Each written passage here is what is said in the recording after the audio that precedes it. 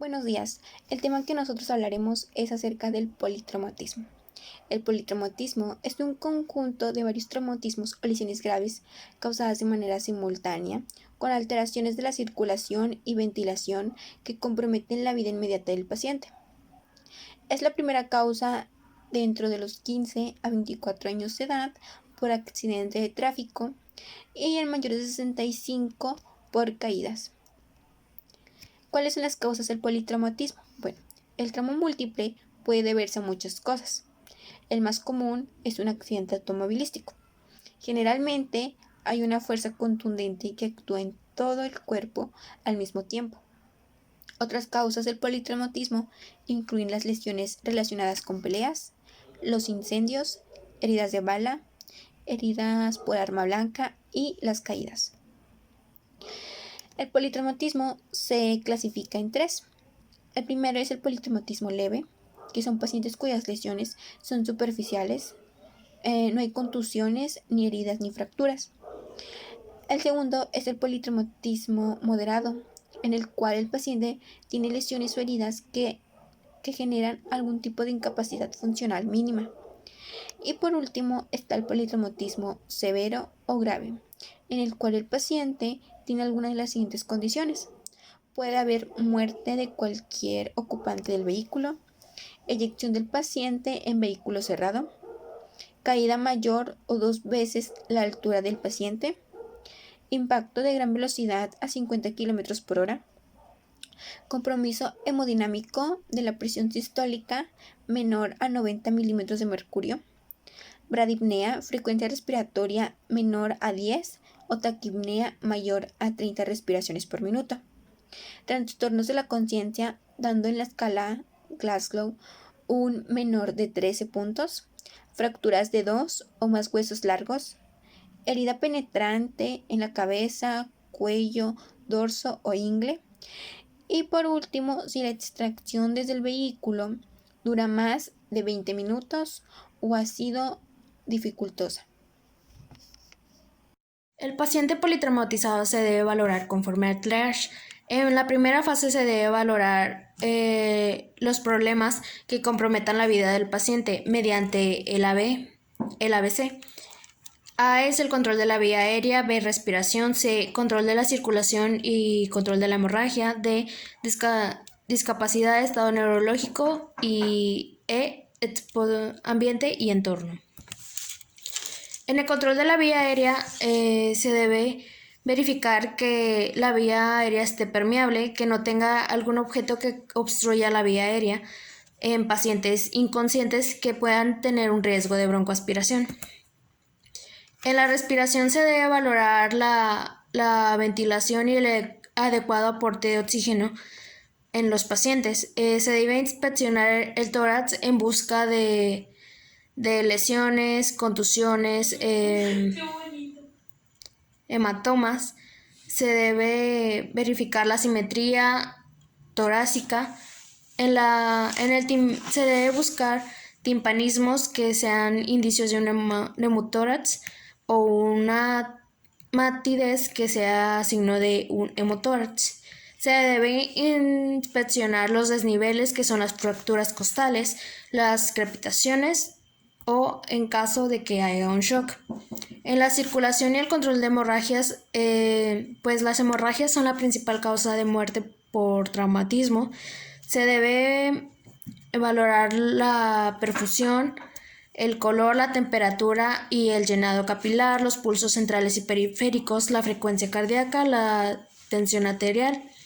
En este punto se deben realizar las canalizaciones de 2 vías periféricas de grueso calibre. En la evaluación neurológica se evalúa la escala de Glasgow, que esta determina el nivel de conciencia de los pacientes, la reactividad pupilar. En la exposición o control ambiental se debe desnudar al paciente. También se deben tener en cuenta que en estos pacientes existe un riesgo de tener hipotermia y pues se deben tomar las medidas adecuadas. Es indispensable buscar en este punto grandes lesiones. En la valoración secundaria, después de una anamnesis, se deben buscar los signos claves en el SAMPRE, que son los signos y síntomas, las alergias, los medicamentos habituales, las alergias. Las pruebas de laboratorio a solicitar serán las pruebas cruzadas, hemograma, tiempos de coagulación, glucemia, gasometría arterial, hematocrito y pruebas de función hepática. Para el diagnóstico se realizará una toma de una radiografía torácica. Esta se utiliza para evaluar los pulmones, el corazón, y esto es mediante a una pequeña dosis de radiación ionizante que permite visualizarla mediante imágenes. También se puede utilizar para diagnosticar y como método de tratamiento. La radiografía de tórax se utiliza una dosis muy pequeña de radiación ionizante para obtener imágenes de los pulmones y del corazón. Se utiliza para diagnosticar también como método de tratamiento. La radiografía no necesita ningún tipo de preparación. Más sin embargo, se debe retirar la vestimenta del paciente, se debe retirar lentes, dentaduras, quitar joyas, materiales o cosas que puedan interferir con la toma de la radiografía. Se realizará también la toma de una tomografía computarizada, que es un método no invasivo e indoloro que se utiliza para tomar imágenes rápidas y biodimensionales de los órganos, tejidos o huesos, para detectar anormalidades como algún tipo de sangrado o algún daño en estos órganos. Para la valoración neurológica se utilizará la escala de valoración Glasgow, que es la escala que mide la respuesta motora, la respuesta verbal y la respuesta.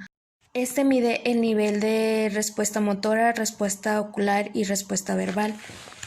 El máximo puntaje son 15 puntos y el mínimo puntaje son 3 puntos.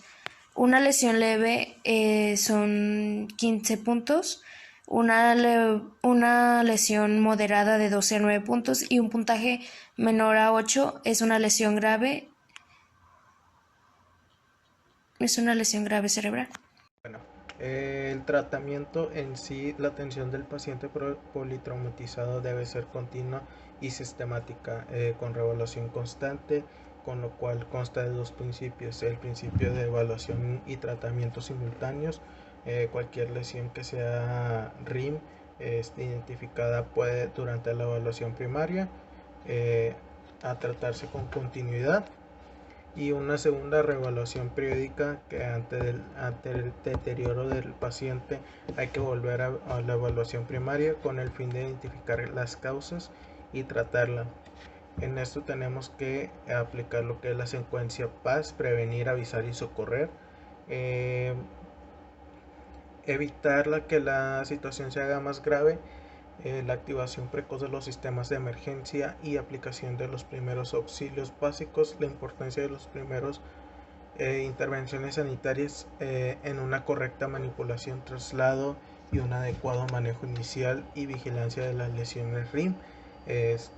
Dentro de las prevalencias, también se aseguró que la Secretaría de Salud dio a conocer en los últimos 3 decenios el número de suicidios aumentó, que esto conlleva que en un 60% haya aumentado. Según la OMS, en México aumentó un 16.6% con la tasa de suicidios, con 1951 casos consumados, un problema mayor que no se tenía contabilizado hasta el día de hoy. Esto que constituye que por cada 20 suicidios uno de esos pacientes se llega a suicidar, y los otros 19 intentos o las otras 19 personas constituyen que van hacia el hospital por politraumatismo. Lo que la OMS ahorita intenta hacer es reducir, para este año intenta reducir lo que es la tasa de suicidios, para así también reducir lo que es el politraumatismo en un 10%, pero más no se ha logrado. Y en los cuidados de enfermería, Aquí se puede identificar al paciente, se realizan maniobras de levantamiento del mentón o desplazamiento mandibular. Si el paciente no trae collarín cervical, se le tiene que colocar. Si hay una lesión RIM, se tiene que detectar el sangrado, vómito o cuerpos extraños. Y para esto también se le puede poner lo que es una mascarilla de oxígeno, pues de 10 a 12 litros por minuto. Y a continuación vamos a ver unos y gracias por ver el video.